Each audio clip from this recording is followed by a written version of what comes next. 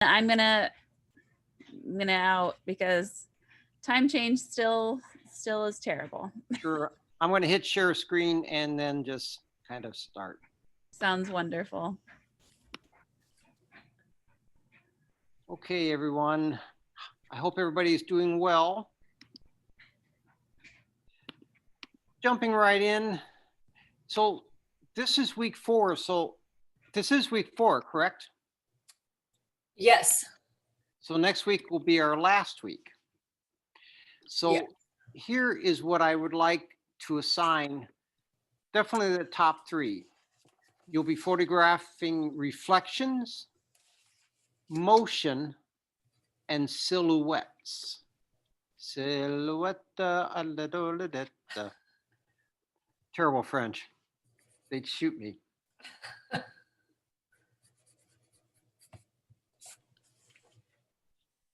Reflections, motion, and silhouettes.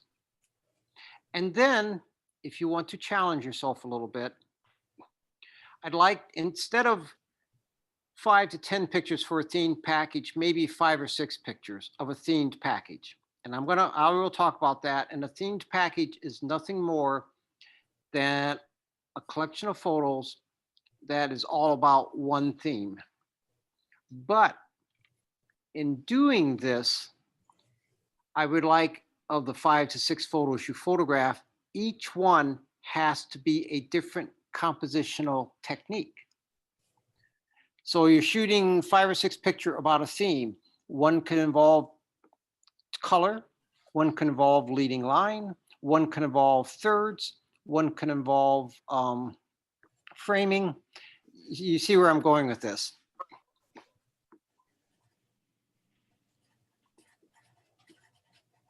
Just trying to push you a little bit.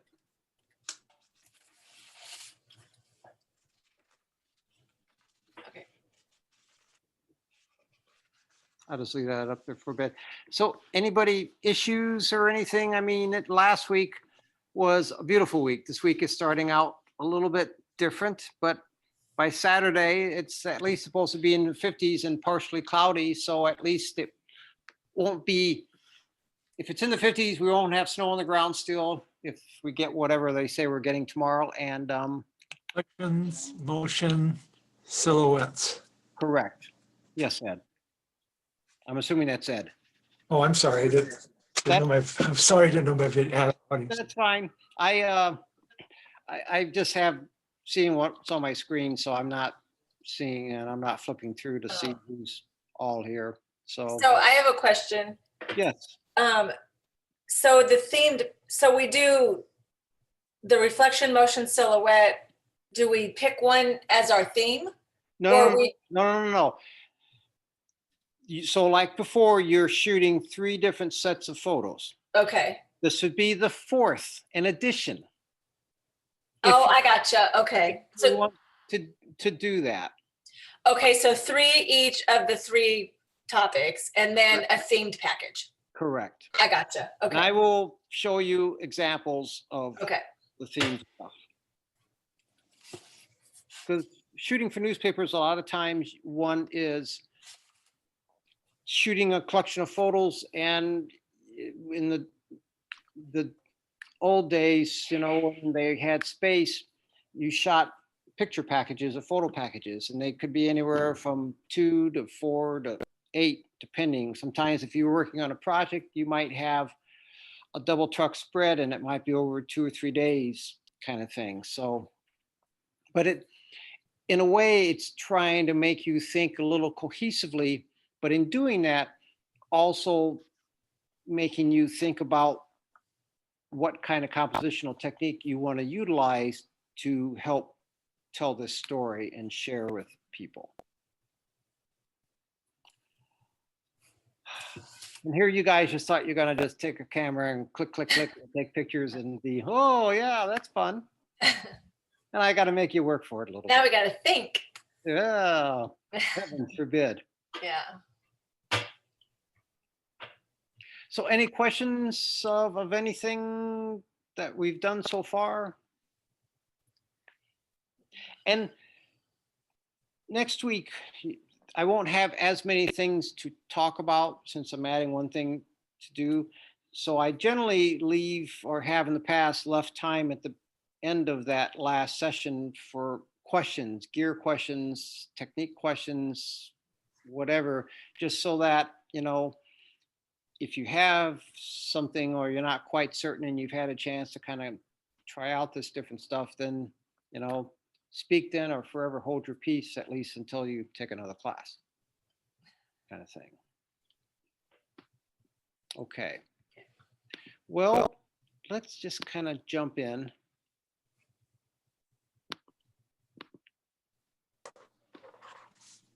Reflections is just what it is. It's just shooting and, oops, let's start over. It's just shooting and aiming for reflections. Pretty simple, pretty straightforward.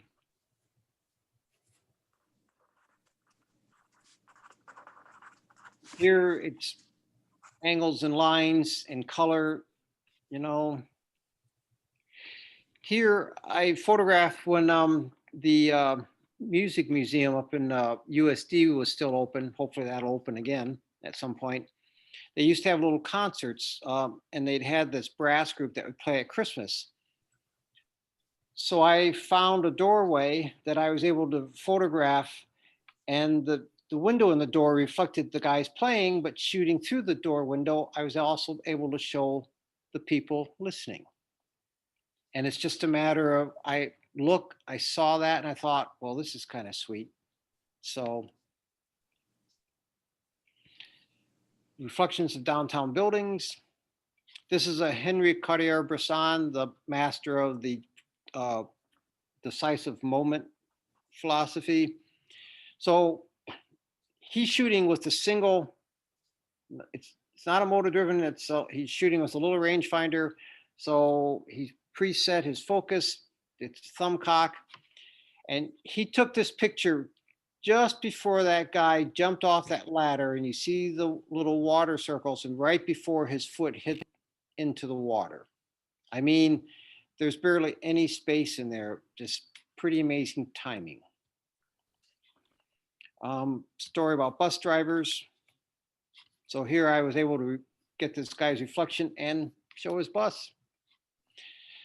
A caucus session I shot a few years ago. It was at a local eatery up in, I think, Orange City. But there you see the logo of the restaurant, and shooting through a doorway again of people that were learning how to caucus for a candidate. Shot this in DC a number of years ago, and along there's one canal that runs through there. Again, downtown reflections, little skewed point of view. Up at Vermilion, or Yankton, that is, along the river. So reflections, it's just pretty straightforward.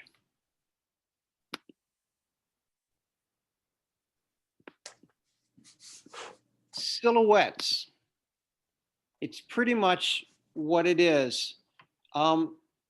This guy isn't a total silhouette because you can still see some detail in there, but it's enough of a silhouette that his face is dark. So when you shoot silhouettes and you're metering, and you remember how you're zeroing out that meter so that it's right dead center. Well, when you're shooting silhouettes, you need a bright light behind. You're metering for that bright light because you want your subject to go into dark or to shade. So if you shoot somebody or an object and you can see detail, then that's really not a silhouette. You're going to have to underexpose your exposure to get this area darker. Silhouette, pump jack in an old house. The obelisk at Sergeant Floyd Monument. It's in shadow. The aquarium, I think this is Henry Durley. So I photographed it so that you could see the fishies behind the kids. And there they are, but they're all in silhouette. This is another class I had a few years ago, also around Halloween, people dressed up in costume. We were in a alley in Lamar's, and here I'm silhouetting them and got their shadows happening. A duck navigating his way through mastheads. Bacon Creek Park at sunset. Crosswalk or pedestrian walk over 6th Street between Wings of Mercy. Early morning roofers. Fence posts and fence. People at an observation deck.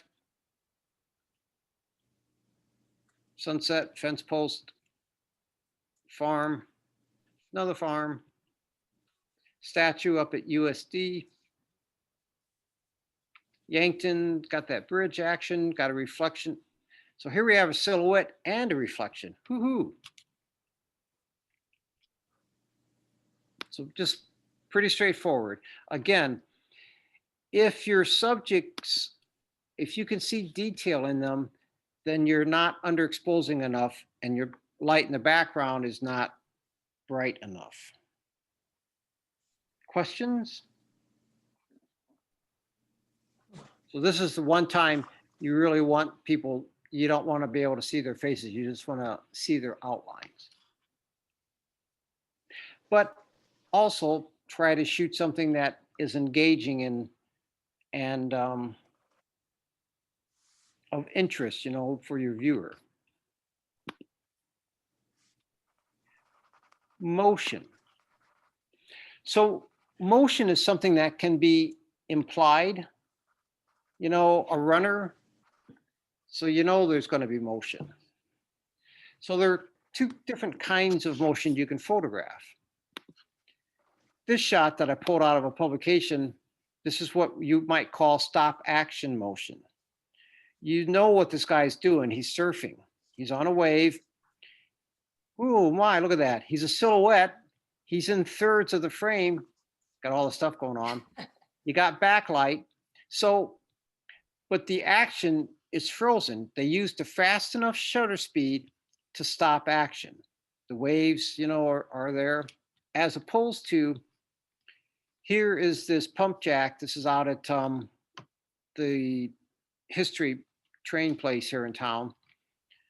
I shot a very slow shutter speed, shooting like f/16, but the water, you can see it's kind of silky. You can see the pulley belt here and the arm running the motor is all a blur. That's because I'm using a slow shutter. So these items are stationary, but the items that are moving, you see motion in them. Make sense? Know what I'm saying? It'd be like if you stood on the street and you photographed a car going by, but you used a slow shutter, that car is going to be a bit of a blur going past. Everything else is going to be sharp.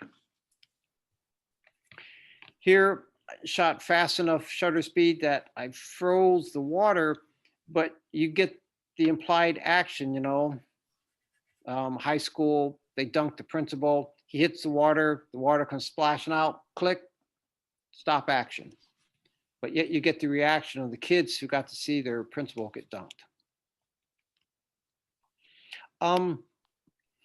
Did a story about drunk driving or driving while intoxicated. So 3 guesses. This gentleman, this is his vehicle. There was an issue about maybe he had been drinking. This whole scene is lit from I was riding with this guy, the highway patrol spotlight on their car and the high beams off the car. That's what I was using as my light, no flash. I'm shooting a slow shutter.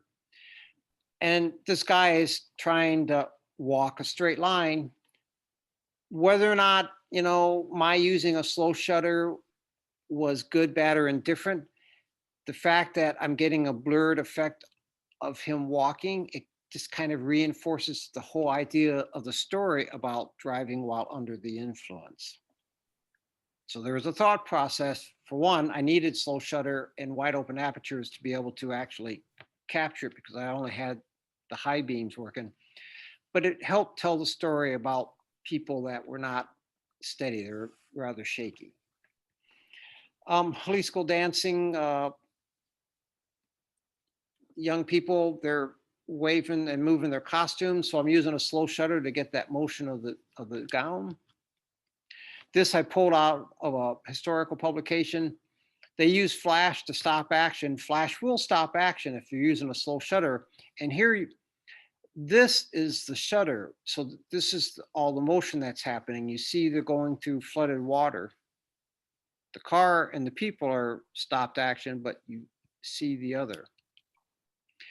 Here, without a flash, the kids' faces, except for hers, frozen, but you see the motion from their bodies. Here's stop action. Shot a feature a few years ago when I was working for the paper. This lady just won the croquet game. Her daughter-in-law thought it was funny. She was having a good time. So again, thirds, a little implied in stop action. Again, kids on a trampoline, stop action. Here again, stop action. Stop action here. The guy just barely saw the kite. I was lucky to be in position. A robin was out on a snowy late spring day. I was shooting 500th of a, I think I was shooting 500th of a second. 1/800th of a second. So I was using a fast shutter speed, but the bird's wings were even faster than that. But it worked well simply because you see the motion of the bird's wings, but the bird is stopped. Former class, you know, she tosses the leaves. I didn't drag the shutter enough to get the motion of the leaves, but it's implied. Pull this out of a publication, shooting a bike race. It could be the Tour de France or some cycling deal. The kids are sharp, but the cyclist is a blur. Slow shutter. Here, a little bit of motion on my part, but I'm using a slow shutter speed as this person walks by on a windy day. Shooting at night, a young lady working up to a rodeo. It might have been a 4-H deal, roping calves. So I'm using a slow shutter. This picture and some of these other ones that you're seeing, I actually shot in film. So you definitely see the motion. Here we're on one of those turnaround merry-go-rounds. I'm on there with them. And so as we're whizzing by, she's sharp, she's not, and the background is a bit of a blur. Stop action again. Here's stop action. Two brothers, volleyball coaches. So when I fired the flash, it froze the balls, but there's just a little bit of motion because you can see that ghosting for where the flash stopped them, but then they continued. Questions about motion? So you can, what in the vernacular, it's called dragging the shutter, shooting a slow shutter, using a slow shutter speed to create motion, or using a fast shutter speed to stop action. So you can do either or a combination thereof for the photos that you're going to be shooting. So I want to talk a little bit about layering. Well, before I do that, let me go to sports. Swimmer, long jump, same thing. Baseball player, stop action. The guy is off the ground trying to reach the bag before he gets tagged. Pitcher, here's the ball. It's going so fast and I'm focused on him. Ole. So it's just sports is a good one for showing action. How he came up with this helmet, I have no idea. Most of these are stop action.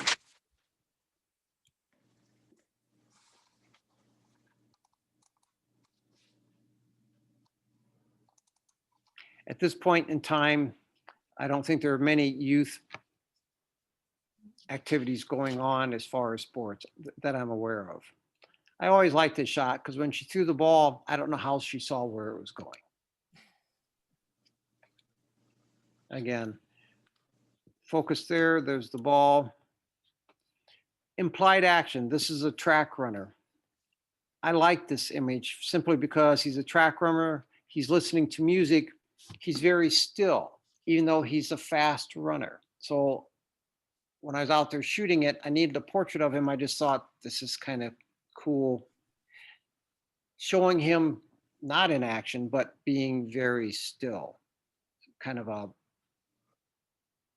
obtuse thought process. Layering, we talked about this a little bit, but layering is generally using wide angles lenses so you can kind of layer the various objects within an image. This person's a little bit closer, you got this guy, then you got this child, he's demonstrating rope making and he's burning the end of the rope to seal off or keep it from unraveling. Here you've got a person in the foreground, the frame, person in the background pointing to somebody else, and this guy turns around and looks.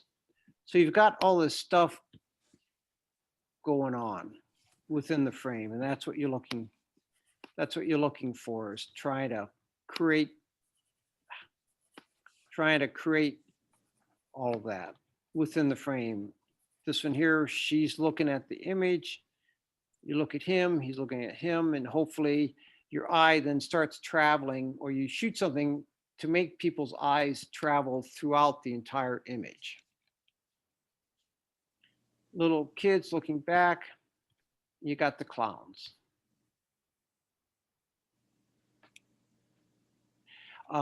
Forgot this gentleman's name. He's famous. He grew up in the Appalachia area, uses a view camera, shooting portraits. And so he went back to film, but you've got all these faces and just, you know, it's just so layered with all the various aspects within the frame. Taken from the Aegean War, early 1900s, late 1800s, these are people kind of like the Civil War. The fighting was near their home, so they went out to pick up their dead relatives. But you've got this layering throughout the entire image, so you're starting in the foreground, and then your eye just kind of starts progressing through. Street scene, again, close, and you're progressing through. This is at Jocelyn. You got a frame, a doorway framing, another doorway framing, a painting. Layering. These people in these portraits are looking at you and you're looking at them. And so hopefully you're looking at them, then your eye goes here and then it progresses back and ends there. So you're just trying to arrange elements within your image so that it leads a viewer's eye to other parts of the image.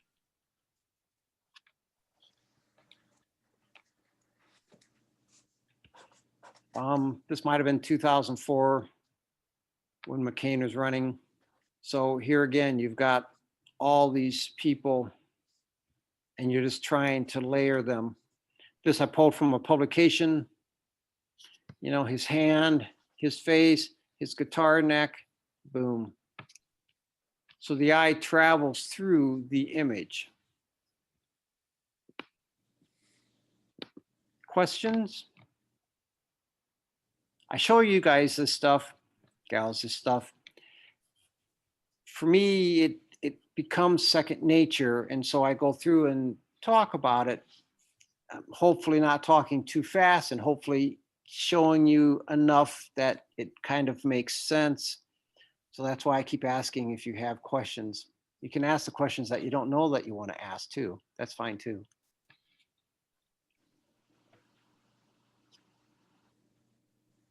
Okay.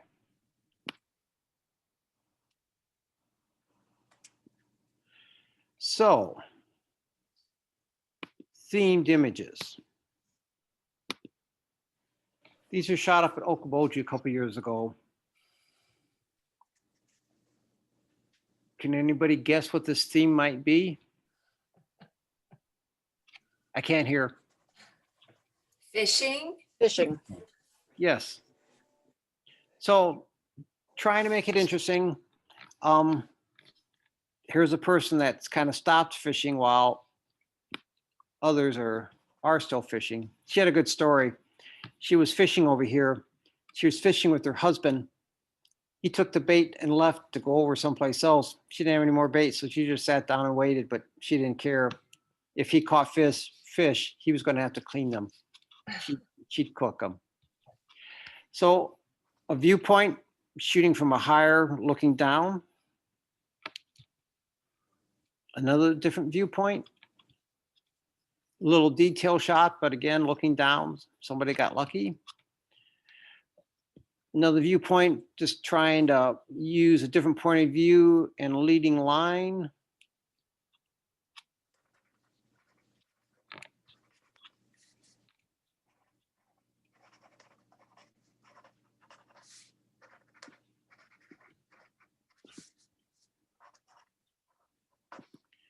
A pig story. Two little boys, they were twins, their first year in 4-H. And so they're working with their pet pigs. Even the horse is interested in how it was going.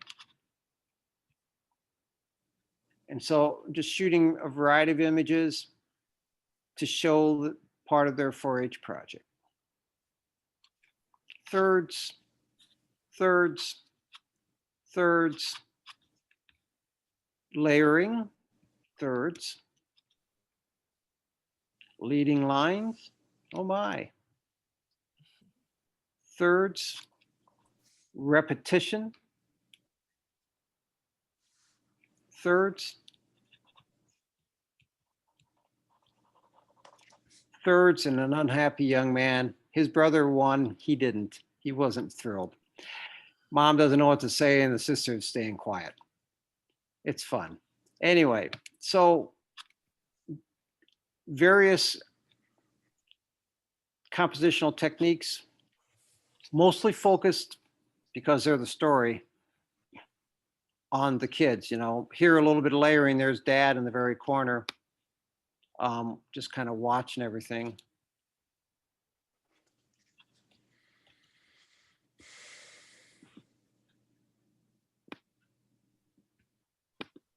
Kids playing t-ball. Low 5 at first base. Now here to make this image work, I skewed the camera a little bit because of how it was set up. But you've got the leading lines, putting the helmet on for being safe. So point of view. A little bit of layering. You've got this person here, you got the little girl, you got the little boy in the background. The world is coming to an end, or whatever he's thinking. The little guy hitting the ball. I love this. So you've got action, got the ball, he's going to throw it. You got somebody playing in the dirt, and you got somebody else hopefully heading for home. Kids are fun. Tying the shoelace with the timeout, and the little boy wants to see if the guy would like to wear his helmet. Telling him how to set up. So you kind of got a little repetition. And everybody's calling for the ball. It's like the jackrabbit in the greyhound races. They're all going for it.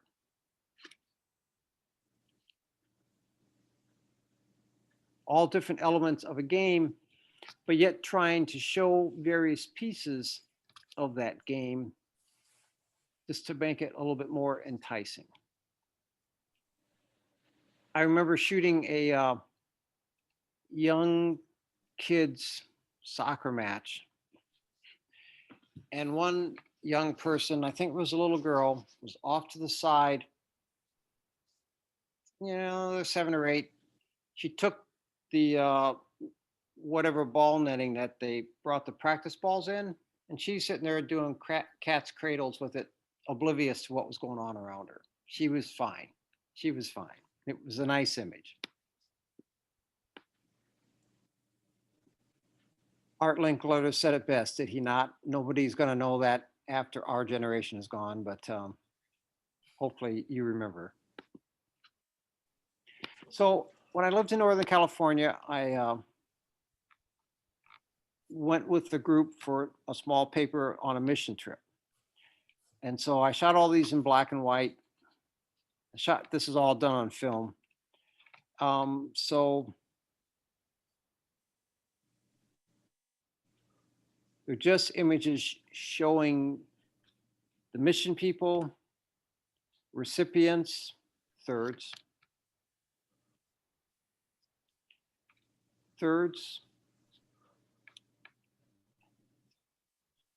point of view, a shy guy, thirds. This is a little shanty town on the outskirts of Tijuana. These are their swings.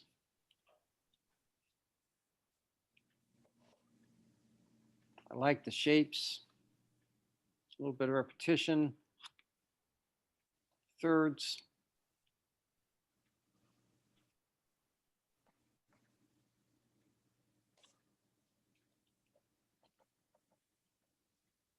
Slow shutter. Looking inside this until my eyes adjusted, it looked like this. So I was shooting 15th eighth of a second at f2.8. She's not quite sharp. She's sharp, but they allowed me to photograph them inside their home. Thirds, shallow depth of field. Point of view, thirds. They lived up on the hill above Laundry. Pastor of the town that was associated with the mission group from the California town. He and his family.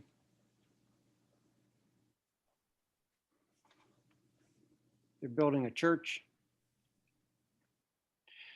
Just a lot of different photos to tell the story of these guys on their trip. So it's just showing different aspects of it. Happy with her gift.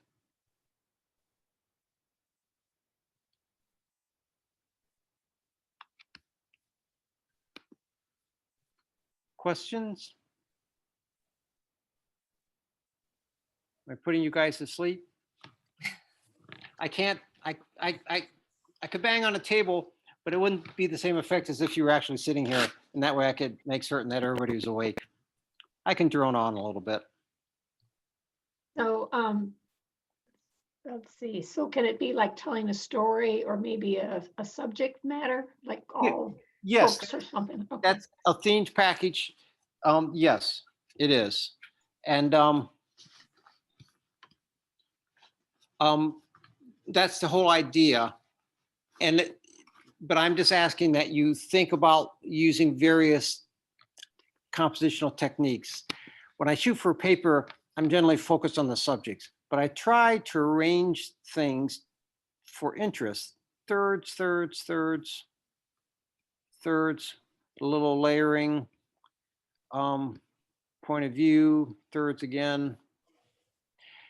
So, you know, that's part of what that is. But yes, just to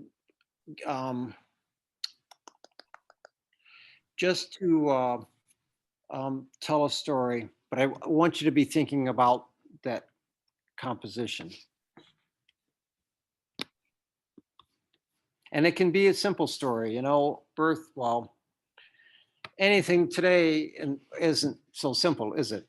But, you know, birthday parties, you know, a walk in the park, you know, going to the zoo, but yes, you're just trying to tell a story. It would be like,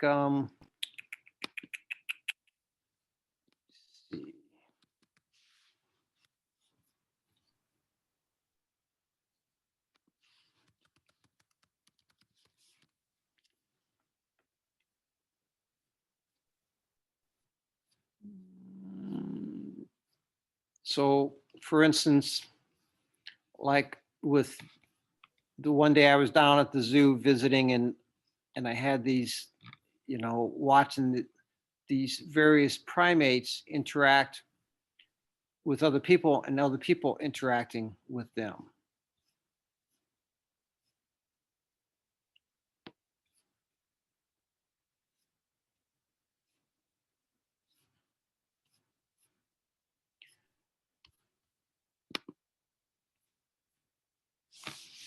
Okay.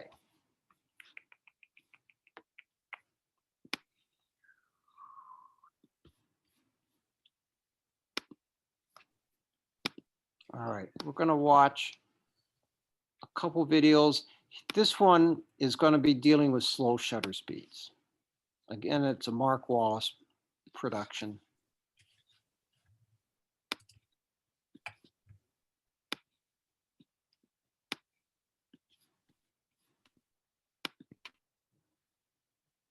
He presents Digital Photography One-on-One, where we answer your questions. Here's your host, Mark Wallace. Hi, everybody. Welcome to this week's episode of Digital Photography One-on-One. I'm Mark Wallace. Well, this week we have a great question from Ian, and Ian asks, how can I get some cool pictures of blurred cars and stuff? Well, Ian, what you're talking about doing is using a slow shutter speed to capture motion, and that's what will give you that blur. Now, we previously did an episode about using a really fast shutter speed to freeze motion to make sure that nothing was blurred. Well, in this episode, we're going to be doing the exact opposite. We're going to be creating blur to really give us some artistic expression that maybe doesn't exist in the real world.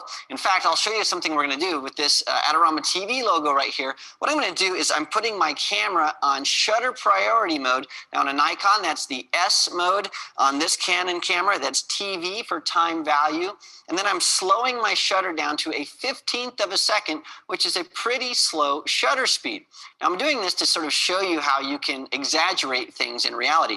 Now what I'm doing here is I just have a Canon 60D with a kit lens. It's a zoom lens. And the cool thing about a zoom lens is that you can combine zooming things with a slow shutter speed and you get some really cool effects. So what I'm going to do here is I'm going to point my camera at this Adorama TV logo that's animated here on our TV, and I'm going to actually zoom out as I take the picture. So what I'm going to do is I'm going to focus on this. I'm focused. I'm going to zoom in and click. And that gives the Adorama TV this kind of really cool look. So here's the shot that we just took of that. And you can apply that to all kinds of things outside, like trees and cars and things that really give it some kind of motion that's artificial when you're shooting in daylight. And at night, you can use a really long shutter speed and a tripod, and you can capture motion with things that are moving with lights, like cars and planes and all kinds of cityscapes and things like that. And it's a really, really cool effect. So what we're going to do is we're going to go outside and show you several examples of things you can do with a really slow shutter speed. Well, we're here on location in Tempe, Arizona on Mill Avenue. It's a place with all kinds of different things to shoot. The sun is going down really rapidly because I want to shoot after dark, actually. But before the sun does set, what I'm doing is I'm looking for things that have a lot of color. Things like this sign here for Tempe, Arizona. It's got a lot of reds and greens and things. And the cool thing is what I can do is I'm putting my camera on shutter priority mode. I've taken the ISO as low as possible so I can really stretch those shutter times. And then I'm dialing the shutter to be as slow as it possibly can before the aperture value starts to blink at me saying things are going to be overexposed. But once I do that, what I can do is I can use my zoom to create some motion. So what I'm doing is I'm focusing on the sign, and then I'm pushing the shutter release, and at the same time, I'm snapping that zoom lens. And what that does is it's going to create this effect of motion. So let me take a few shots of this sign and show you how that works.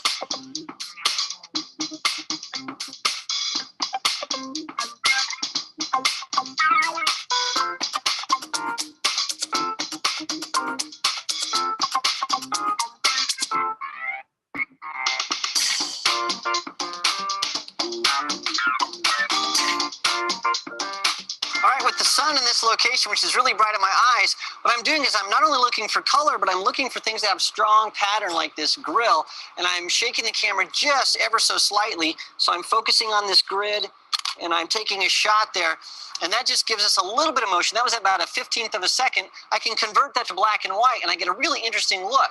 So I was just walking by this little display here, and I saw these really cool lights. And using the same technique as I did on the sign, I can get some really interesting effects. Now, what I'm doing is I'm changing the speed at which I'm zooming in and out to get different effects of motion on these lights. So let me take a couple shots and show you. I'm starting at about a 1/6 of a second at an aperture value of 11. So here we go.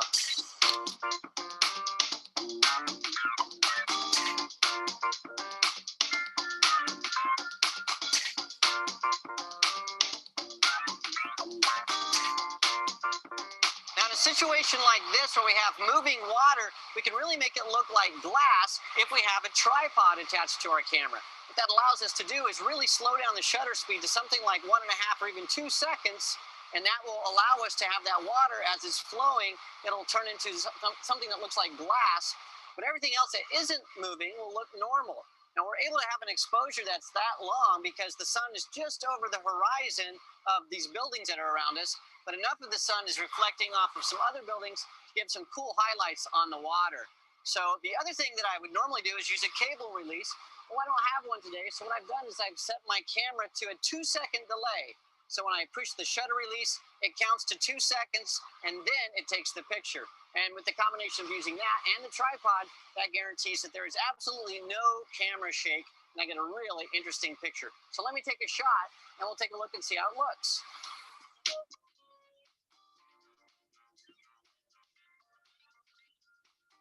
Well, the sun has gone down. I've got my tripod, I've got my camera, and that means we can really slow down the shutter now and get some really interesting effects. So we're going to shoot down this really cool street, and I'll show you what we get as a result.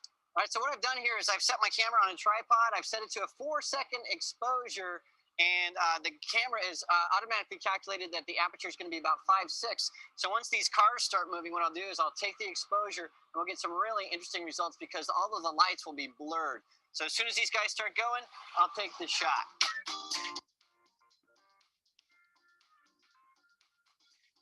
I really wanted a super long exposure, so what I did was I set my camera into manual mode, and I put the shutter at 30 seconds, which is about as long as this will go without a shutter release cable. And then to compensate for all the light that's coming in, I set my aperture value to f/22. Now I use the internal meter to figure out how to set my aperture. Now with that set, I can shoot this now for 30 seconds, and so all of the activity of the cars is really going to be picked up. So as soon as these guys start going, I'm going to let this go. Now, that thing that's very key is I have to have a tripod because without that, well, the camera's going to be too shaky and it's not going to work. So this is almost 30 seconds. So let me show you how this one looks, and it should be really cool.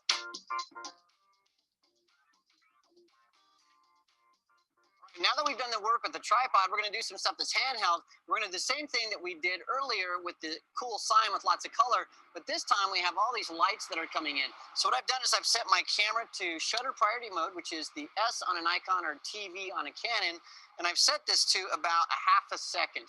Now what I'm going to do is I'm going to keep the lens still and move the camera. So I'm going to push the shutter release and move the camera. We'll get some really neat things. Then I want to keep the camera still and move the lens. And you'll see how all these lights really create a really interesting effect. So let me first move the lens. There we go. And now I'm going to do that with the camera steady. And you can see we have two totally different effects. One looks sort of like a spirograph. One looks something different. The key is make sure that you're in shutter priority mode and you really slow down your shutter. Now I'm zooming from my farthest focal length, which is on this lens, 135 millimeters out to 18 millimeters. So you want to go from close to far, and that's going to give you the best results. Let me tell you how to set your exposure for some crazy stuff like we see behind us. Now what I have here, I don't think you can see it on the video, but there's an old abandoned building. It's an old flour mill. I really want to get a shot of that. And I also want to get the sky and make sure it's exposed. So to set the exposure, what I'll do is I'll set my camera and I'll point it to the sky, and then I'll meter off the sky and set the exposure that way. Now I can do that either by setting my camera into manual mode, or I can set it to shutter priority mode and use auto exposure lock to lock in the exposure on the sky and recompose. The easiest way though is to shoot in manual mode so it's locked in and it stays that way. So I'm going to point my camera to the sky. I have my camera in manual mode. When I do that, it meters at 30 seconds and 6.3. And so once I have that, I'm going to recompose on the actual flour mill here. I've locked in my focus, and then I'm taking my shot. That's going to take about 30 seconds, but you can see when this is done that we have a nice, rich blue sky and a really cool picture of the flour mill. I'm at the tracks of the Phoenix light rail, and I want to get a really slow shutter speed to show how the light rail looks like a really long snake as it goes by. And so what I've done is I've preset my exposure while we're waiting for the train here. And so I have my camera all set up, and I have it set to a half a second, and the aperture is opened up to 3.5. That's going to let in a lot of light. And then I also increased the ISO to about ISO 400, so that'll allow us to capture some light. So we're going to wait for the train, and when it shows up, we'll take a few shots and show you how it looks.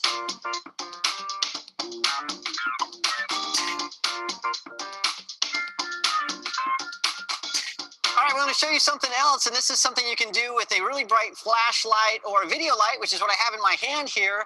And so what we're going to do is I'm going to take the camera and open up the shutter for about 10 seconds or so, and then I'm going to take the light, I'm going to turn it around and point it at the camera and move it all around, and when I do, that's going to create some really interesting shapes.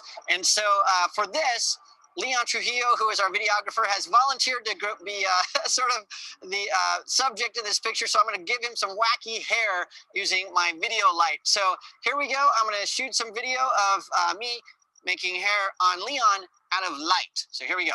All right, to make this happen, what I've done is I've set my camera to manual mode. I've set it to 8 seconds, and then I have my aperture at f8. I metered this using the meter in the camera previously. So what I'm gonna do here is I'm gonna press my shutter release, but I have to really quickly run over to Leon, and then I'll paint the hair on his head. But to do that, to make sure I don't have a trail of light, I'm gonna turn off the light really fast as I zip over there. So turning off the light, taking the picture, zipping over, lights back on, and now I'm painting crazy hair on Leon, and I'll make kind of crazy loops. And here we go. All right, now let's take a look and see how Leon looks with this crazy exposure.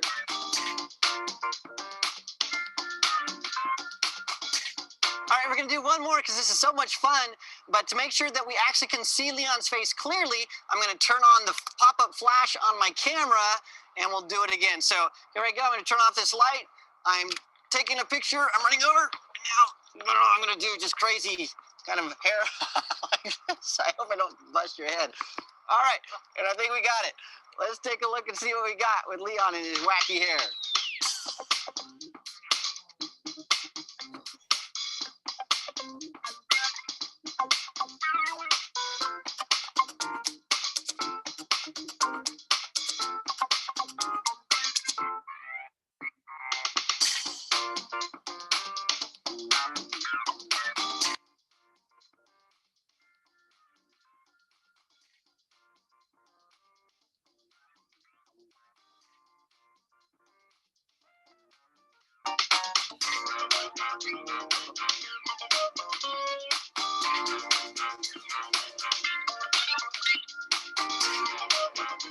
Well, that was a lot of fun shooting outside in the day and at night. Now, the thing to remember is you can do this stuff with just about any camera. We've been using this Canon 60D with a kit lens. It's just right out of the box. You can use a point and shoot camera for a lot of this stuff. You won't have the zooming capabilities necessarily, but you can use one of those as long as you can control how slow the shutter speed goes. So try it with your camera. And if you get some great stuff, please post that on our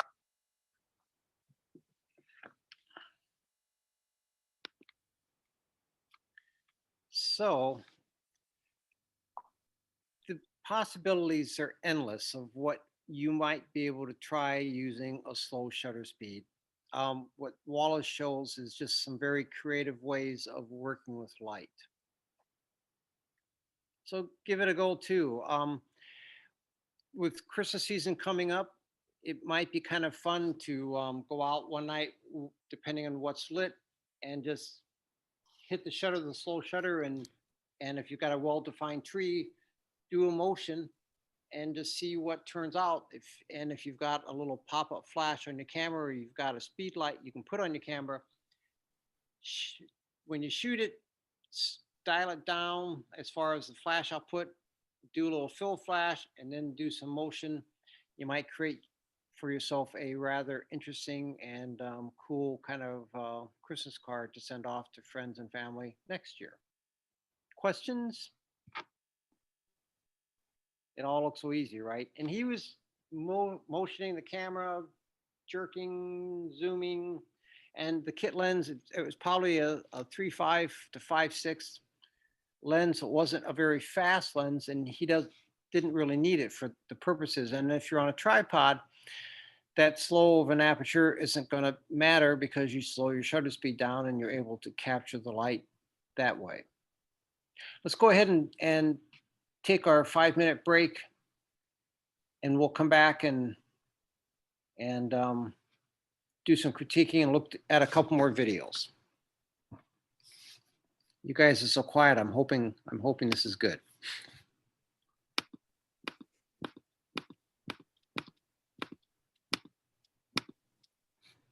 Okay, see you in 5. 5. So it's 6:52. So let's say 6:57. 6:57. Okay. Sounds good. Say, Jerry? Yes, Ed. Okay, just wanted to make sure my sound is working. I'm using a different computer tonight, so just No doing a worries. sound check. Yes, and I hear you. Okay. I hear you well. Okay, thanks. Sure.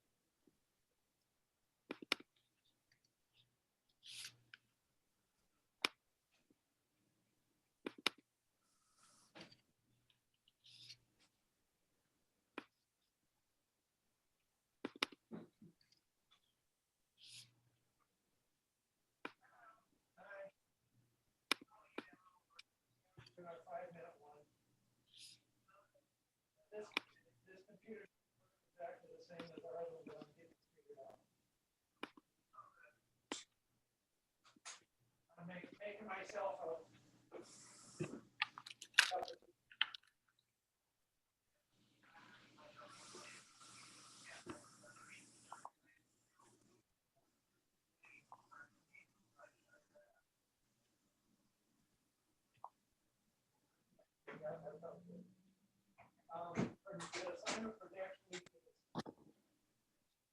reflections,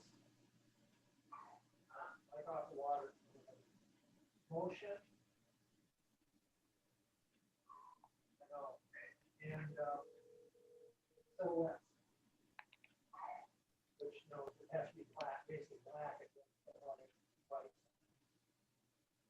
And we also have a fourth part, which is 5 to 10 pictures representing a theme. Everything he's showing involves people. I'm not sure. I saw something with it.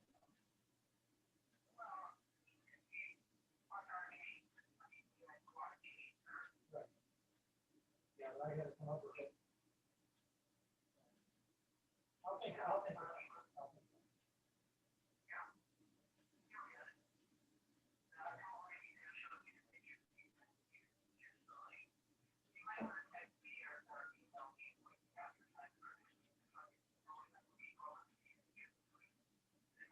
Well, I don't label it.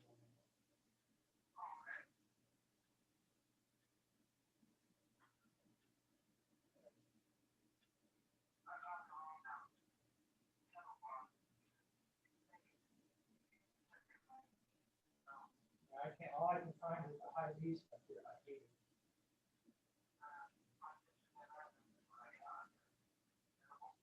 I like the reach.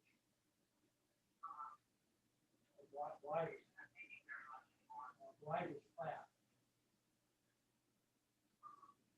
Anyway.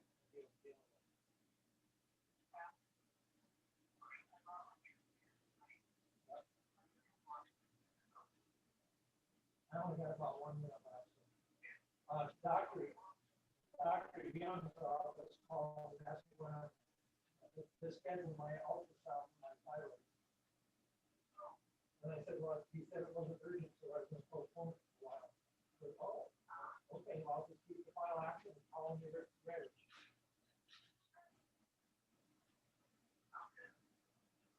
All right, baby's okay? All right, see you later. See you later.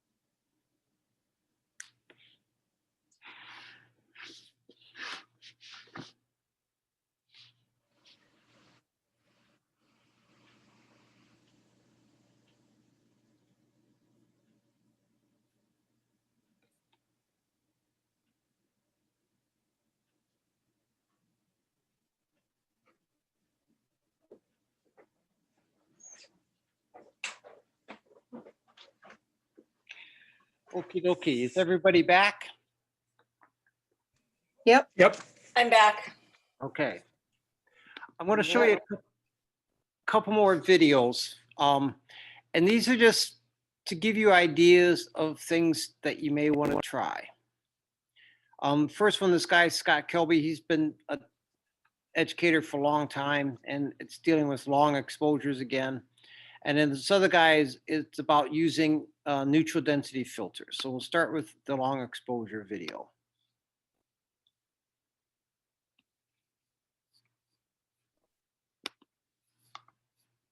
Hi folks, Scott here. We got a nice surprise for you this week. Scott Kelby was recently vacationing in Maine and we were able to hang with him for a while, do some shooting. And while we were with him, he was kind enough to shoot a long exposure tutorial for us. And so that's what we have for you this week. I hope you enjoy it. Here it is. Hi everybody, Scott Kelby here, and I've got a tip for shooting long exposure black and white images. Of course, we're going to shoot in color. We'll convert it to black and white later. But there's a couple of things you need to do and a couple of accessories you need to have to make this happen. Well, not just to make it happen, but to make it happen outdoors in the middle of the day, because that's the beauty of it. With some of these long exposures, you don't have to wait till night. You can shoot in the middle of the day like we are here. But it requires a couple of things. One of them is you're going to need a neutral density filter. I happen to have one here. This particular one is a German-made one. It's from BW, and they make really, really nice quality filters. And this one is a 10-stop neutral density filter. What that means is it's going to darken the scene by 10 stops. That's the trick to leaving your shutter open for minutes at a time in the middle of the day. Is you've got to make it super, super dark. So that's one of the things you need. The second thing you're going to need to do this, because your shutter is going to be open for literally minutes at a time, you're going to need a tripod. Lastly, because you can't have anything touching once that shutter's open, you can't have anything moving, you're going to need a cable release to make it that much steadier. So what you're going to do is you're going to press the button and the shutter's going to stay open as long as you have this button held down, and then you're going to release. To do that, you have to switch to manual mode, and you're going to set your shutter speed to bulb mode, B-U-L-B, bulb. What that means is it stays open as long as you press the button. So a couple things to set up with. First, your ISO. You're going to use the lowest ISO you can get away with for your camera. So for most Nikon DSLRs, that would be 200 ISO. For most Canon DSLRs, that would be 100 ISO. So we'll set that. We're in manual mode. My f-stop, I want to shoot at an f-stop that's going to have everything in focus. So f11 or higher. I'm on f11 today. Now, because this filter is so dark, you have to focus before you put the filter on. So let's go ahead and do that real quick. I'm going to kind of make sure my focus is set. Let me just move it right there. All right, my focus is locked in. I go and turn my focus from automatic to manual. Now the focus isn't going to move. Next, we put the filter on the front of the camera. So I'm screwing that on right now.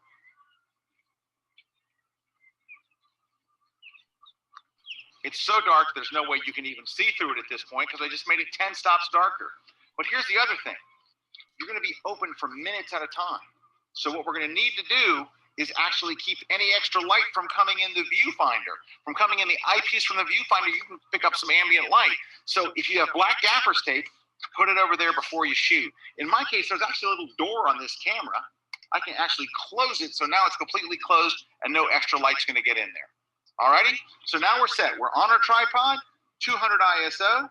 We have this set to bulb mode, and you'll notice I've even taken off the camera strap because it's a little windy, and that's will be often the case when you're outside. I don't want the camera strap lightly touching this. You want to stay away from this stuff from the moment you hit this button. One last thing, have a timer. I'm using my iPhone timer. We're going to go to the stopwatch setting, and I'm going to go for 2 minutes. We're just going to do a 2-minute exposure. Ready? I hit this start button. All right, now you're going to have to leave this open for 2 minutes. Am I going to stand here for 2 minutes? No.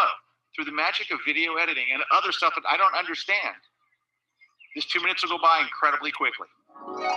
2 minutes, we release the shutter and see what we got. Well, there's the look we're looking for. We're looking for that silky movement. Now, a key to this is we're shooting in water, and that's a very, very popular place to shoot for this kind of look. That way, the poles in the water stay perfectly still. So you'll see this done with docks.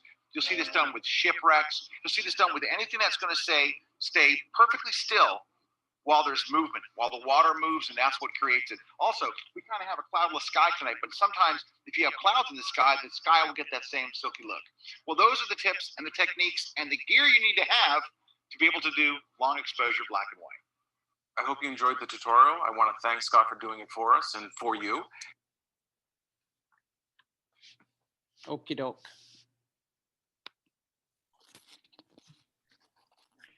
And this last one is, again, using neutral density or ND filters. These are accessories. You don't have to go out and buy these accessories, but these are accessories that are available.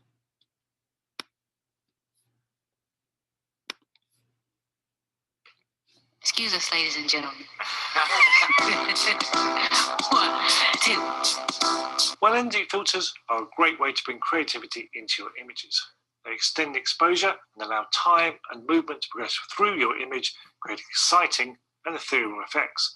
So for this video, I'm going to take a look at each of the different densities of ND filter and some subjects you can use them with.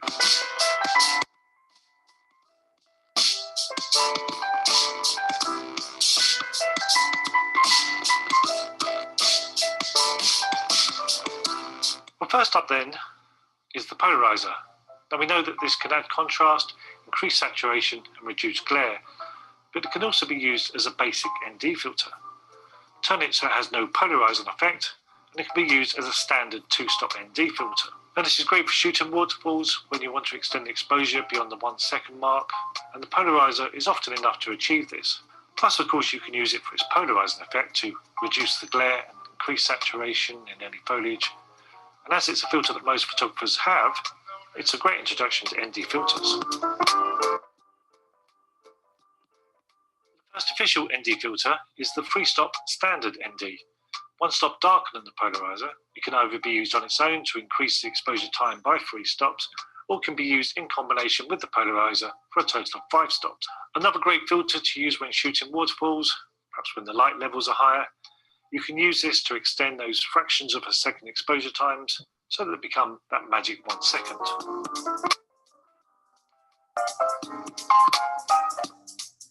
And once you go beyond 3 stops, you go into the realms of the extreme ND filter. And the first of these is the 6-stop ND. This is the Lee Filter's little stopper, and it's a great filter to use in daylight conditions where you want to get those exposures over that 1 second.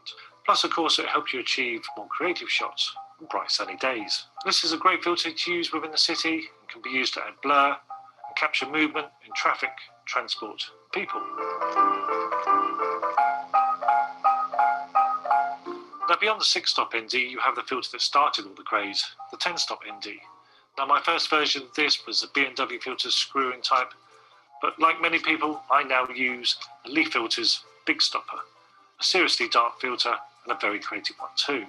With this little beauty, you can slow down time and extend your exposures up to around the 1 minute mark. A lot can happen in that time, and you can capture it all simply by placing this filter over your lens. Now, this filter has been around for quite a while now, but because of its popularity, and manufacturers have taken things one step further and introduced an even darker version. Now the 15-stop filter is all the rage, and this is the Lee Filter's version, the Super Stopper. Ultra dark, ultra effective, and ultra fun. Personally, I use this filter for 2 reasons. The first is to capture long exposures on cloudy days, but perhaps those overcast days where there's very little breeze and the clouds aren't moving that fast. So you need a 3 or 4 minute exposure to capture any movement at all in the clouds. Well, the Super Stopper is ideal for this. The second reason is because of the cameras I'm using. The Olympus OMD cameras use a Micro Four Thirds sensor, and therefore the minimum aperture I can use is half of that I can use on a digital SLR. So my limit is around f11, which is 2 stops less than I could use on my old Canon 5D. Also, the lowest ISO setting is only 100, which is 1 stop more than the 50 I could achieve on my Canon 5D. Altogether, that's 3 stops that I'm losing without the filter in place. So I often need a stronger filter to achieve those 1 minute exposures on a brighter day. And this filter solves that. So those are your ND filters, and of course you can combine any of them together to increase the overall density and the overall exposure times. So what can you shoot with them? Well, anything that moves. But here are some common and not so common subjects to use them with. At the coast, you have water and you have clouds. Both move and both can be blurred for a creative effect. Now you can use just the 2 elements on their own, or you can introduce a static subject for contrast. Now this is probably the location most people use their ND filters, but there are other places too. So we've seen that you can use the 6-stop filter effectively in the city to add blur to people and traffic, but you can also use the 10-stop filter here too. Now you may have seen my recent video that I did shooting long exposures in London, capturing movement in the cloud above the London architecture, which is used as my static subject below. But you can also clear your street views by using a 10-stop filter and a 1 minute exposure, instead of using, say, 1/60th of a second. Well, another subject that works well, but perhaps maybe not so obvious, and in fact needs a bright sunny day with no cloud in the sky to work best, are power stations. The cooling towers of a power station emit steam that on a calm day rises vertically. Capture this with a 10-stop filter, and your image goes from this to this.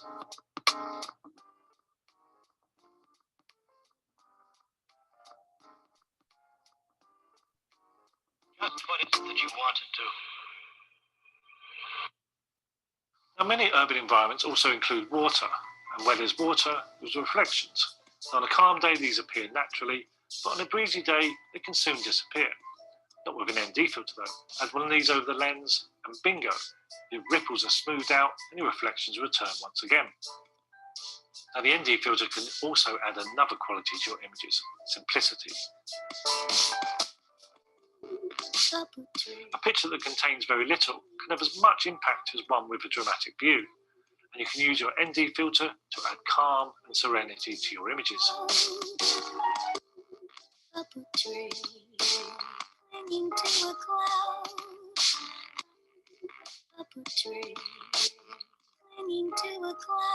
Now, where the ND filter does work well is by adding impact to ordinary views. 1/30 of a second, your scene may be quite pleasing but ordinary. Add an ND filter and your picture comes alive with movement and impact. So the ND filter, whichever one you use, is a creative tool to have in your camera bag. But use it wisely. Don't just use it on a scene because you've recently bought it. Use it with purpose, use it creatively, and use it for impact.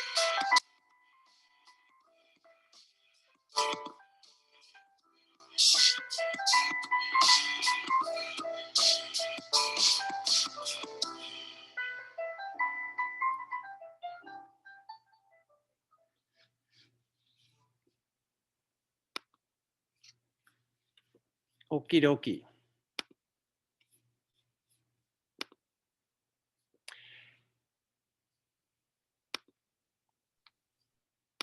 Delana, we're going to start with Yeah. you. We're going to start Okay. with you.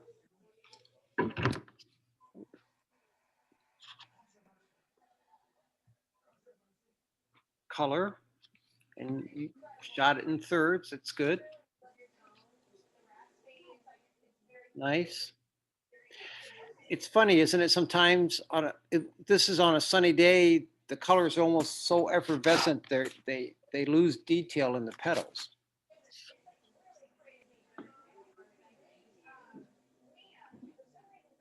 Thirds, good. There you go, boy. Nice subject. Did he squawk any? No. Good, good. There you go.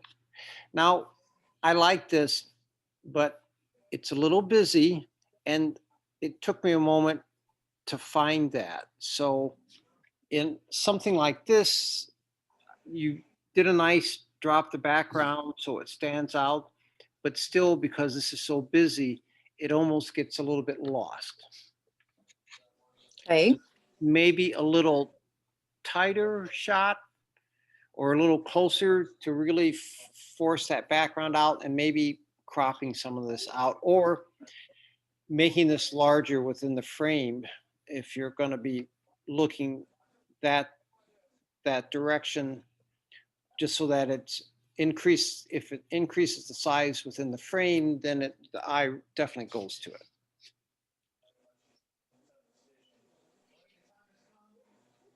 Good, good, nice, nice, sweet.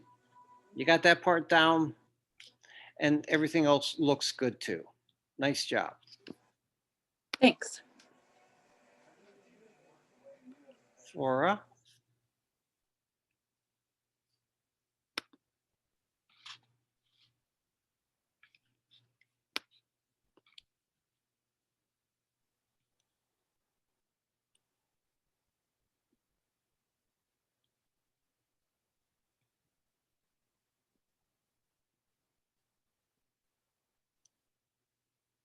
Good.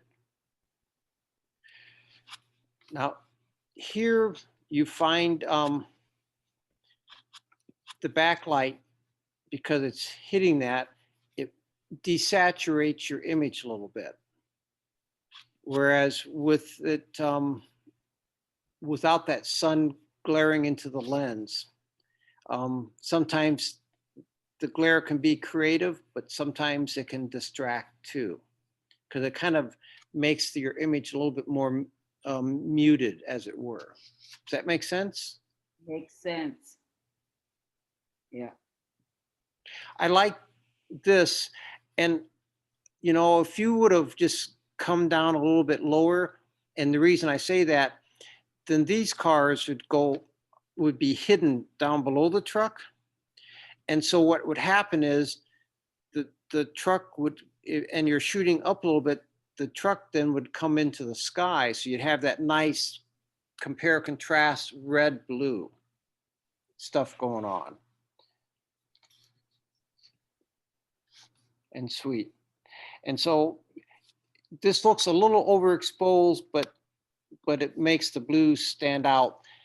it's weird, on overcast days, your color will saturate more than on bright sunny days where it becomes a little bit more effervescent, kind of like in the yellow flowers that Delana had shot.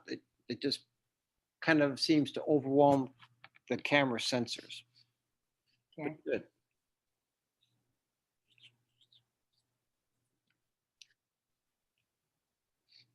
So depth of field, in these images, you've got a lot of depth of field as opposed to shallow depth of field. So by shallow depth of field, it would be having just the pole in focus and everything else falling out of focus.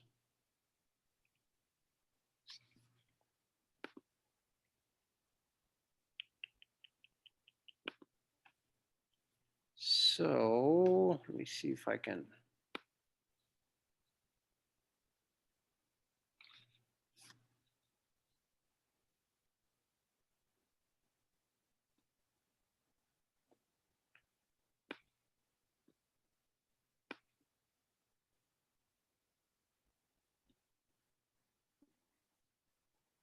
So what I'm doing is, this would be like your camera lens, okay? With this filter. And by shooting a very shallow depth of field, I'm only showing this all falls out of focus and this all stays in focus. So it would be shooting, let's see, let me. So there it's less focus and that is more focus. I'm just going to take a look.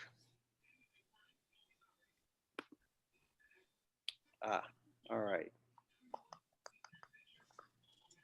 It's not telling me. Were you able to get on? Yeah, I'm on. It's going to look and see.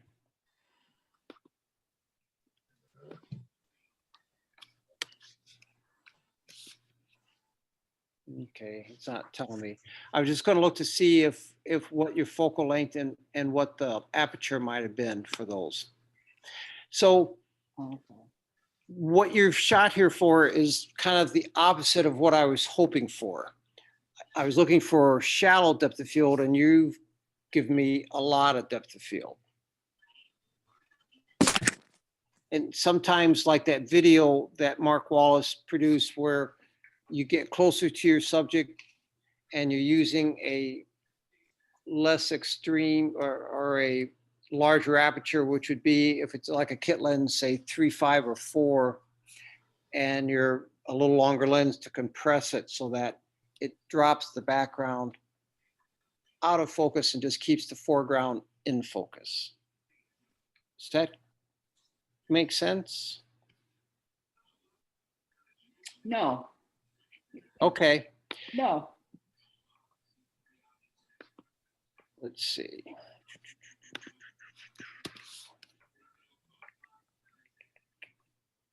Yeah.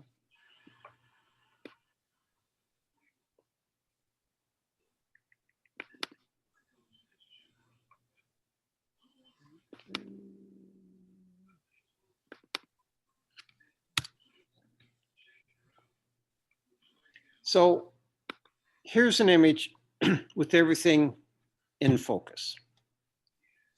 Okay. Mhm.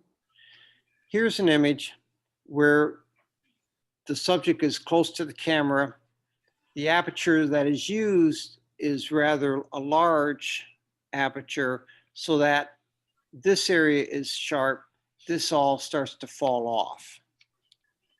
Here you've got Okay. this part of the leaf, but then everything else is not in focus so that your eye is kind of forced to be looking at this part. Same with the bird and the Mhm. feeder. Everything else starts to drop off.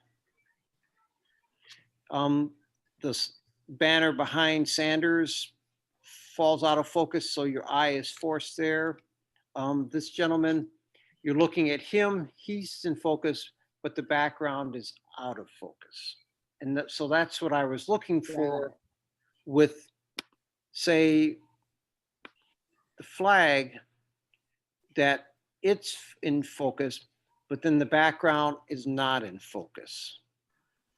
So for doing landscapes, this is what you would want because you'd want to see everything in focus. But if you're wanting to just work on the selective focus so that you're only highlighting that area of the subject that you want, then everything else falls out of focus. Got it. Okay. Thirds, yep. Yep, that works. Yep, that works. Good. Janice?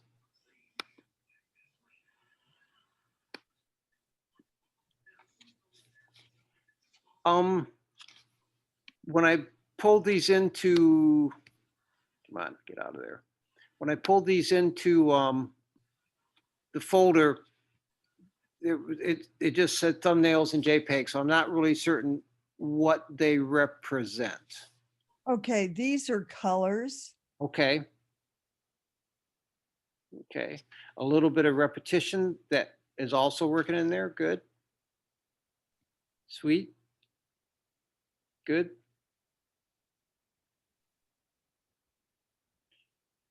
This is, Shallow depth of field. okay. Here, definitely. Poor guy. Yep, I see that. And even with the colors, you're getting it here too, because that background falls out and it makes the stem of grass and the leaf stand out more. This one a little bit, but there's a little bit of motion going on with her, and you can see the earring. This definitely works.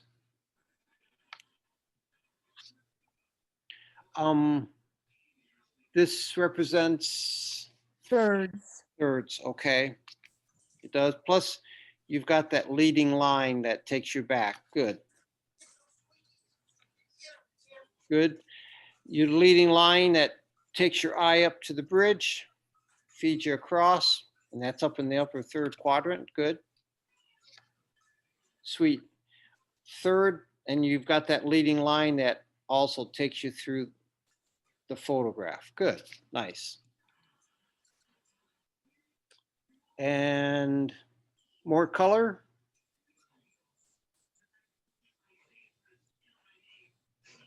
Bonus color. Yes, color. Okay. Good. Good, good, good. Kathy.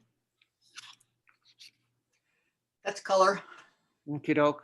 Pulling it down so I can, I've got the Zoom stuff that sometimes hides the top of my frame and I can't see what it's saying. Good, good. Good. The benches really jump out. Yeah. Is that in town or is that, oh, that's that park. Yeah. Okay. I was thinking USD because all of their benches are red. Go figure. Yeah. Sweet. Sweet serendipity with the red truck and the red letters. Yeah. Thirds, good, good.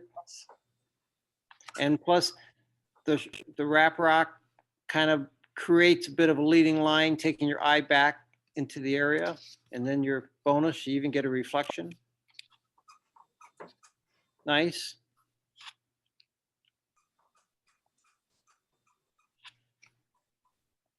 Yep, yep, plus the leading line. Mm-hmm. Good, good. That was depth of field. All right. That works too. Nice. Good, good.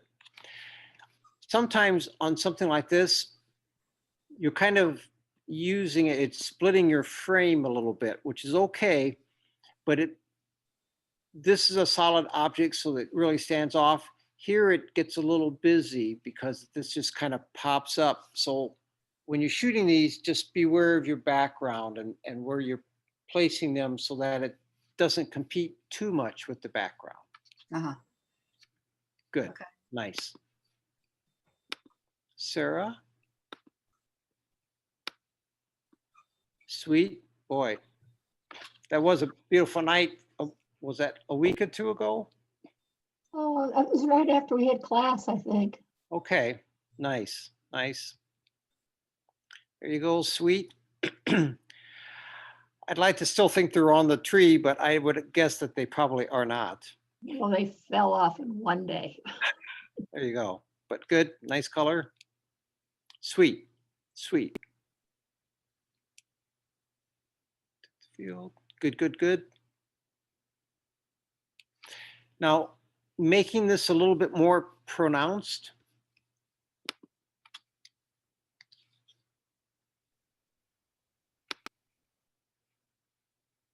If you were to frame it a little differently, then your background really drops out because you're getting rid of this other area over here. Not saying you need to, but it just is a different way of seeing it. Because this then competes a little bit with that, whereas if that's not there and that part's hidden, then it makes your subject matter really come to the forefront.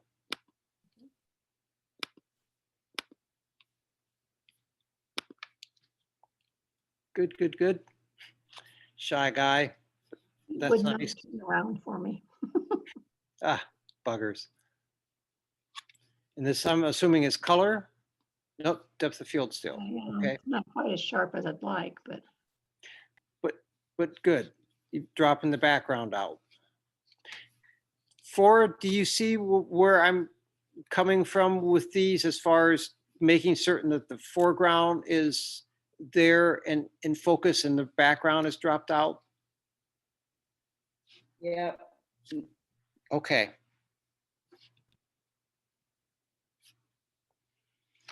Thirds. These are kind of competing. This captures my eye simply because of the brighter colors. Nice, nice, that works. Good, good.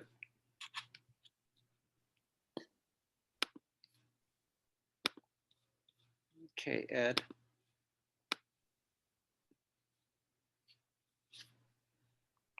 Yep. The background doesn't drop as much, but that's the idea, where this slowly recedes. This is stronger because of the differentiation between the foreground and the background. Got a little thirds action going on there too. Nice, nice.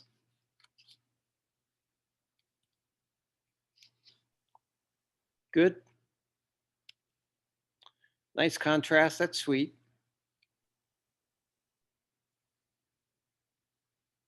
Nice. Okay. Thirds. And a little bit of repetition. Thirds, good. You like those panels. Yeah. Nice. Thirds. Good. Good.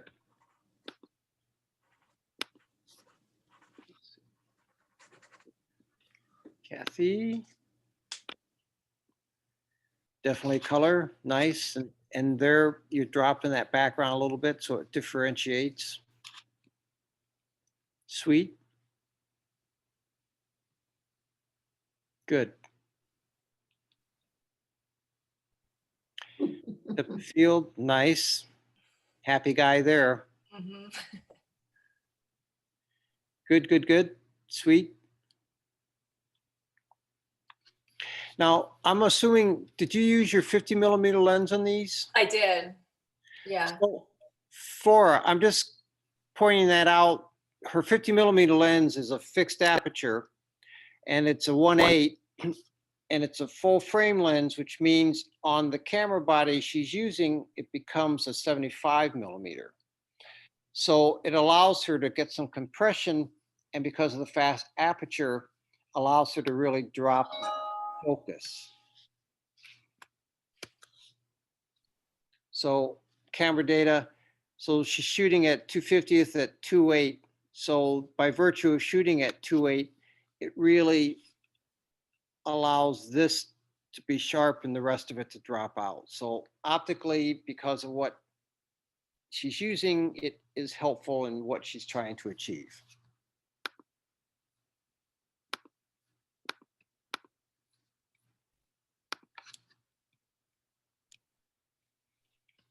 And these are thirds. Good, good. Nice. Good. And then this is kind of fun because as you're looking at him, then that kind of leads you back there. Nice, nicely done.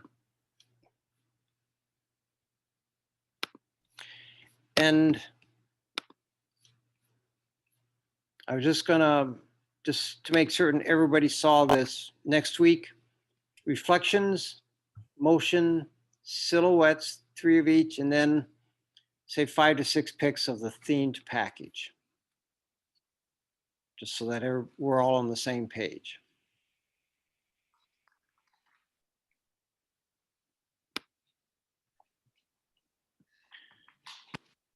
So questions so far? Am I losing you guys with the explanations? Sometimes I might be careless in the fact that I've done this so long, it just becomes innate in me, and I want to make certain I'm clear in trying to get these ideas across of those various compositional techniques. So I think this is Ed. I think the hardest thing for me is just getting used to my camera. I haven't used it for a while. Okay, okay. And to determine the settings and. Oh, and just, yes, yes. I was going to ask, when I have sent out the links to the videos that I've shown in class, is everybody getting those?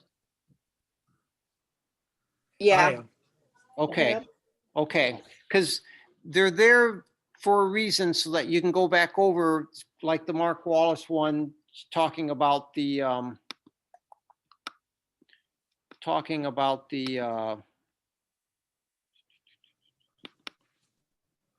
depth of field one, and how he uses, you know, the different lenses or focal lengths, his closeness to the subject matter, and the use of aperture to create that effect for shallow depth of field.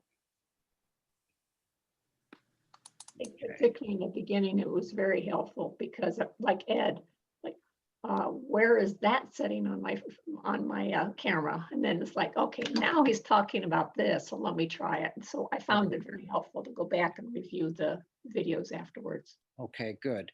If in a different world, I would be having you guys bring your cameras to class so that as I would go through these, I'd have you actually set them up and shoot pictures in class of one another, and then look at them and then be able to actually physically see on your settings and various things. But that's not happening. And so I'm myself reevaluating how I'm going to be teaching this. And I've already talked with Mara. I probably am not going to be teaching any virtual classes next spring for the simple reason what I need to do in helping people understand this is be able to have them here with their cameras. Except for this class, it's a little different, but for some of the portrait and the other flash and classes, it just doesn't work. So I'm just only going to be offering the Safari class next spring and an abbreviated one of that particular class in the summer. Because I find it's easier for me to explain this when you guys have it and you're doing it in class and you're seeing and be able to ask the questions, why isn't this working? Because then I can see your gear, I can figure out the apertures and show you various ways to get around some settings and things like that. So I apologize that we're having these situations.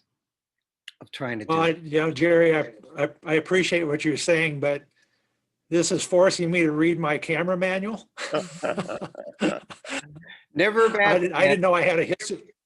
I didn't know my Canon had a histogram feature till this class. So, well, good. You know, little things mean a so lot. anyway, I think so. To go into an actual in-person class after this one would help me not to spend a lot of time learning the camera in front of you. I'm learning it ahead of that kind of a class. That's good. And I would also browbeat everybody because I make you bring your manuals and you look at the stuff in class and such like that. I'm not above shaming people in a nice way. So, what can I say? I actually lost mine, but everything's available on web these days. I actually downloaded a PDF of it. So There you go. Exactly. And it makes it easier. Plus, doing it in person, I find it's easier to begin understanding the relationship of the mechanics. And like I said at the beginning, everything is so interconnected. Your ISO and f-stop and shutter speed, the white balance, one kind of affects the other, and you're looking at seeing how that all kind of blends together. I just bought a new little pocket camera and I'm trying to figure out, it's got a little automatic zoom. And so I'm experimenting over the next couple of days to kind of see how it works, because it has a built-in lens, but it's a 3.5 to 6.9. So it has its limitations, but for literally, it's no bigger than this. It's smaller than my phone. And so I can just put it in my pocket and take it with me when I don't feel like carrying my other gear. But it's mostly a daytime deal. But it gives me a chance to work with it and actually shoot stuff. So I have for the next class to say, well, this is what I have and this works for this reason, or it doesn't work for this reason, kind of thing. So one thing that helped me was I printed out an exposure triangle off the web. Okay. That has the shutter speed on one leg and the aperture on one and the ISO FCO. And then I mapped my camera doesn't have the full range of the triangle, so I just highlighted my camera on all three legs. All right. And I kind of use that when I'm taking photographs that kind of balance out the, well, it gives the you a three visual, different features. All right, and that's where you're centering out that aperture. Yeah. Or centering out the metering. Let me pull something Yeah. up here.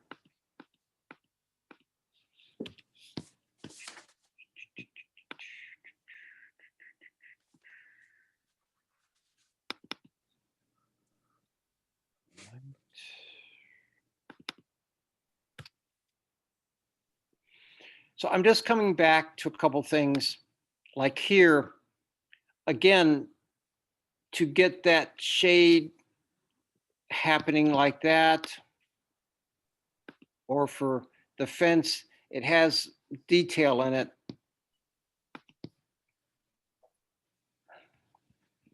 I'm looking for something very specific.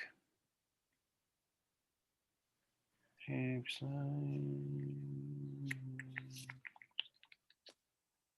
in week 2. Out of sight, out of mind.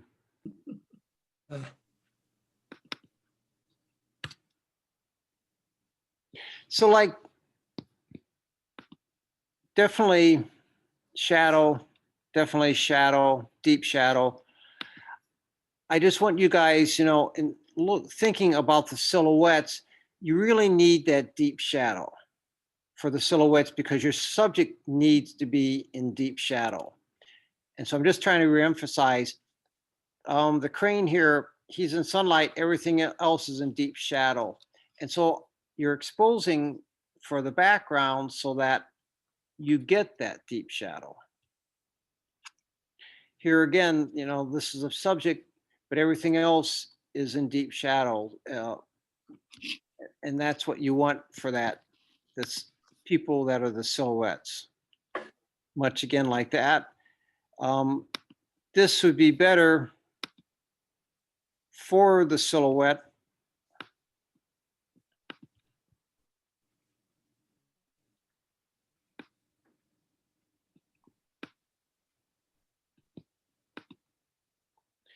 There's a silhouette. So I'm exposing for this light and just putting that person in shade. Otherwise,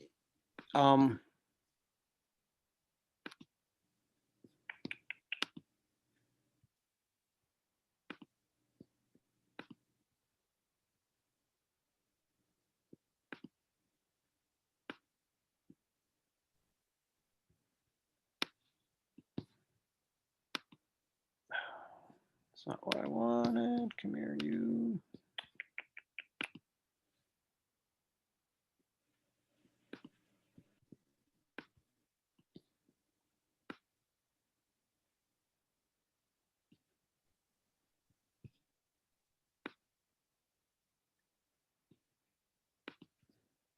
So, but otherwise, there's the detail in him, and it's not that detail is what you're going to want for the silhouette.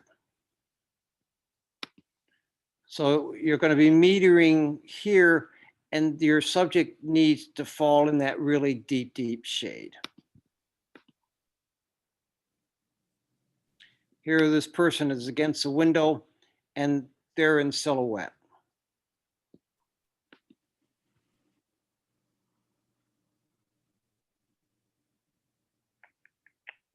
As are these folk on that overpass, they're in silhouette. Think of the Hitchcock TV series when he walks into the frame and you just see his outline, he's in dark and you've got bright light all around him, kind of thing. So I have a question. Am I on? Yeah. Yes. Can you really get silhouette without light? So like on a totally cloudy day, does it work? Well, therein lies the rub. And so you're just going to have to really work it. You know, here is muted light. You know, it's sunset, but I'm still getting a silhouette. The sky isn't a bright noon sky, but I'm underexposing, and I'm exposing for the sky. So the farm homestead is in silhouette, the fence post is in silhouette, the barbed wire is in silhouette. Okay. So it's doable. But you're just going to have to work it, you know. Okay. The trees are in silhouette. If I were to tweak the dark side a little bit more to make it really stand out. So, you know, for that one particular shot, you may be thinking, how do I rearrange my schedule if I look at the weather forecast and I see, look at that. Yeah. I may have a sunset around 5:30. Should I take my camera with me, plot out where to be at a certain time to be able to get a silhouette at the end of the day before you head home, especially if it's chilly? Just saying. Are we gonna have some sun this week? Well, I thought possibly there may be. I was just going to say one of the greatest challenges sometimes I have is working against inertia. Oh, it's chilly. I want another cup of coffee. Oh, I'm comfortable inside and I don't feel like sticking my nose out. Just saying. With snow on the ground, you've got that bright light from a different direction too. You do.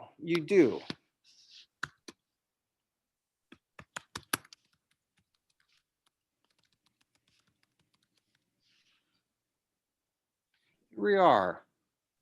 10-day forecast. Oh, there you go, Wednesday. Come on. Are we gonna get any sun at all? I don't know. So look at that. Sunny Wednesday. Hoo-hoo. Okay. There you go. Clear your schedules. And not much wind. So at least you won't be freezing your church off. Just saying. And comfort means a lot. Come here. Yeah, no frostbite. That's right. Where are we? Thursday, mostly sunny. Warmer. So, and then there may be, my experience is on these days, even like Saturday, you're going to get sunshine mostly in the morning, and then it clouds up as the day gets later in the day. So, but Jerry, but that you're pointing to the Oh. 19th and the 20th. sorry, thank you. So Friday, mostly sunny. Tomorrow, Wednesday, mostly sunny. Saturday, maybe showers. But then Sunday before next Monday, mostly sunny. So there may be a few days, Kathy, for just that one particular, It'll work. yeah. It'll Yeah. work. And then you just punt. So, any other questions? Thoughts?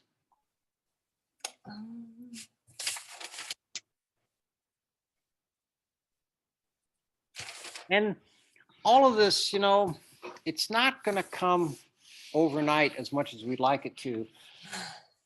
I've been doing this for, I hate to admit it, decades now, and I'm still learning stuff, and I still practice stuff, and I still sometimes go back to the very beginning and think, I missed that. Why did I miss that? I was out shooting with some friends down in Omaha, went to the Durham Museum. A plug, the Jim Henson exhibit at the Durham Museum is awesome. It is awesome. But we're there, they got Halloween decorations up. My friend was shooting in black and white in his digital camera, and I did another shot, and he saw it and he's like, damn, I wish I would have thought of that. So, and I see things that he does and I'm like, So, one is all constantly, well, I am constantly looking, viewing, rethinking processes and such like that. Over the weekend with the safari class, it was kind of hazy in parts. And I went ahead and just started shooting black and white. The sun was coming in out of clouds. So I used that when the sun was strong, doing the black and whites, because when it was under, there was no color. The leaves were all down. It was all kind of brown. So I went to monotone and shot tonality with just the black and white, just to make it different, because it works that way. You got to think a little bit differently that way, but you just think about it, plan for something, and then when it doesn't quite work out, punt, try something else. There's really no right or wrong. It's just a matter of doing it and pushing yourself and being satisfied with what you're trying to achieve and what you want to share with people. And at the end of the day, your image needs to translate what you're seeing to the viewer, and then you're successful. Doesn't always work, but you hope it works most of the time. Comme ci, comme ça. It's one French phrase I do remember. So, and I won't butcher it too much when I use it. But anyway, other questions? Otherwise, I'm pretty good with what I've told you guys. And then, go forth and prosper. Do I make that Spock hand? Yeah. All right, well, thank you very much, Jerry. We'll see what happens. All righty then. Everybody have a good week. Thanks, Jerry. Sunshine. You too. Welcome. Thanks, Jerry. Thank you, Jerry. You're welcome. Good And I night. will- Good night. Talk to you later. Night. All right. Good night. Good night.